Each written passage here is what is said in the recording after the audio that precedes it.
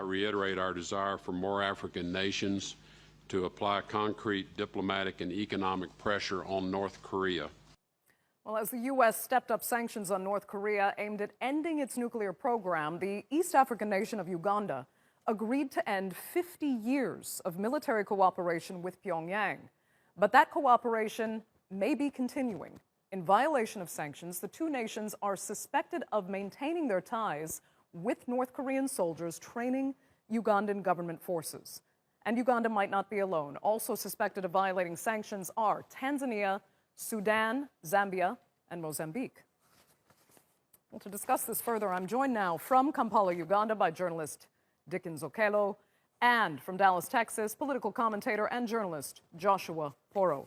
Thanks both so much for joining us. Before we actually get into this discussion, I'd like to just first establish that you both agree North Korea is working with and in Uganda, but you disagree on whether it's actually beneficial to do so. So, Dickens, let me start with you. Why does Uganda actually choose to work with North Korea in the first place? Well, the revelations from the press or Wall Street Journal wasn't a surprising thing to me. North Korea is stated in 5 countries in Africa. But anyway, that's just Africa. But if you also look at other nations, it's happening. Though the Ugandan authority, this one, the defense spokesperson of Uganda, he unequivocally denied it. But to me, it wasn't a surprise, because as we are talking now, there are about there are 25 embassies, in Pyongyang.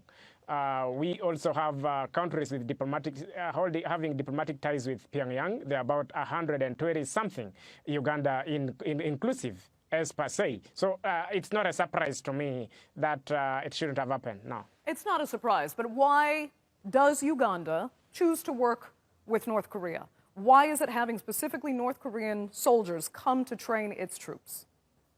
Well, officially it has been denied, but the way I look at it through the backdoor sources that talk to Wall Street Journal, well, in any cooperation or in any agreement, number one thing is always the cost of something. So if what North Korea is offering to Kampala is cheaper as compared to other what comes from other nations, and also if it's free of conditions like democracy, like these other affairs, it makes it flexible, or it makes it easier for a country in sub-Saharan Africa to get in touch with Pyongyang to get those trainings. Because, well, there is a UN embargo, all right, okay, but still, there are always many things within there.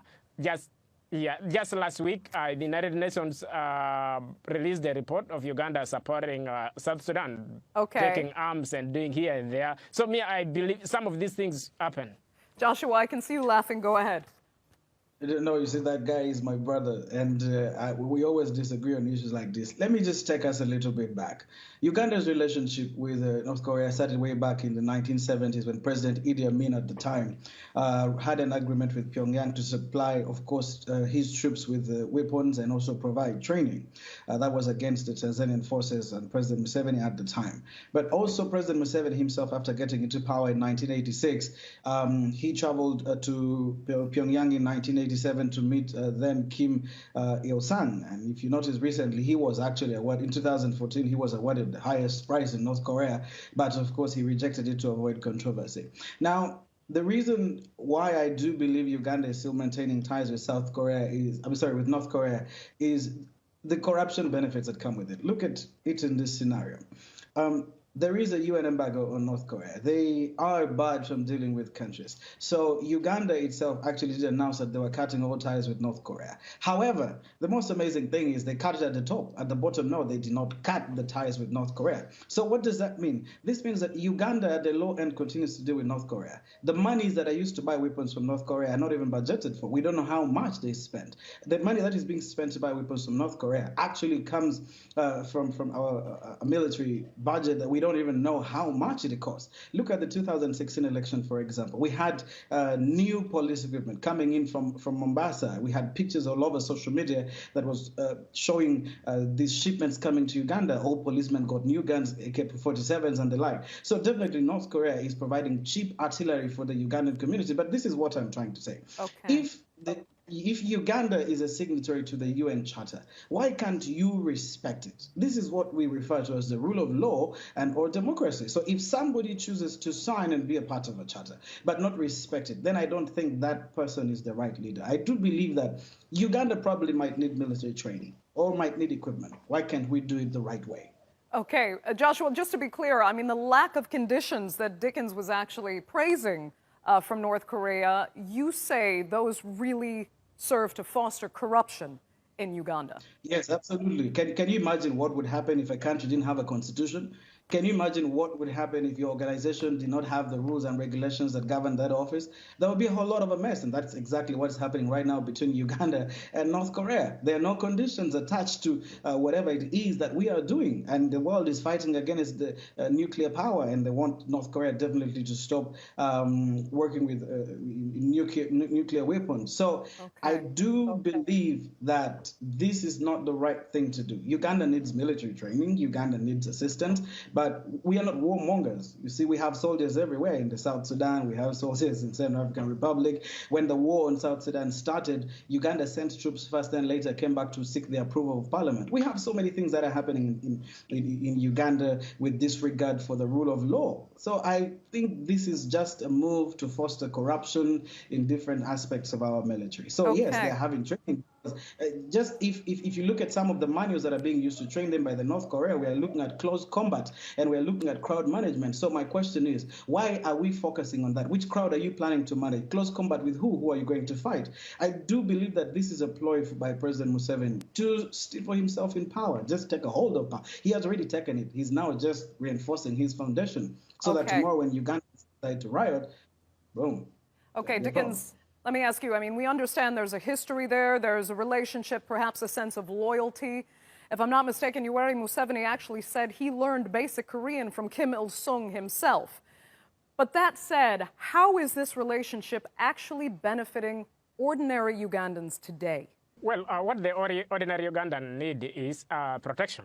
Security. The ultimate thing is the security. Now, if they are giving the good training, now we don't know what kind of, we can't quantify it as per se, but Uganda is a country that has been in existence for more than 50 years, since 1962. At least we always have each and every plan that these are our defense arrangement. These are the people we need in place. These are the sorts of training we need in place. Somebody did not just dream at night or just wake up in the morning and say, here, and boom, we're going to bring this to train us. No. Things were done, things were planned. And much of these things, they don't just come out of the blue. Much of these things are brought to Parliament, are taken to Parliament, debated in Parliament, and decided in Parliament. Even the money itself used to pay them, or the money used to buy whatever equipment, is always passed from Parliament, debated, discussed, and everybody agree. Parliament where there is opposition and there is ruling party. So I don't think the ordinary Ugandans are not going to benefit if at all they are training. They are not training these guys to go and... Uganda doesn't have a mafia group that go loot this there and there. No, we have a national army taking care of the interests of the security and defense interests of the whole nation. Okay. So that's how it's going to benefit us if it's happening. Joshua laughing again. Go ahead.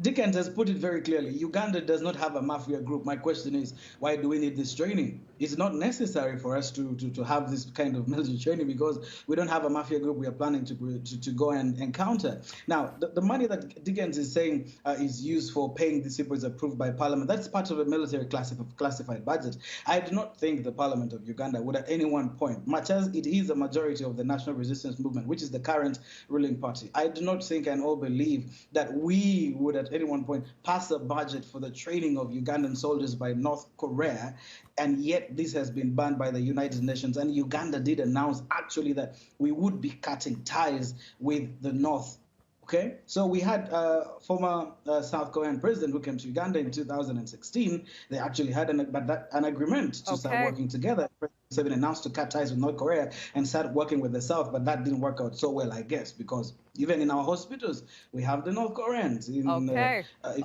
we have the North Koreans. In the police, we have the North Koreans. I don't believe that this is necessary at any one bit. Joshua Foro, we're going to have to leave it there. I'd like to thank you and Dickens so much for joining us on the Newsmakers.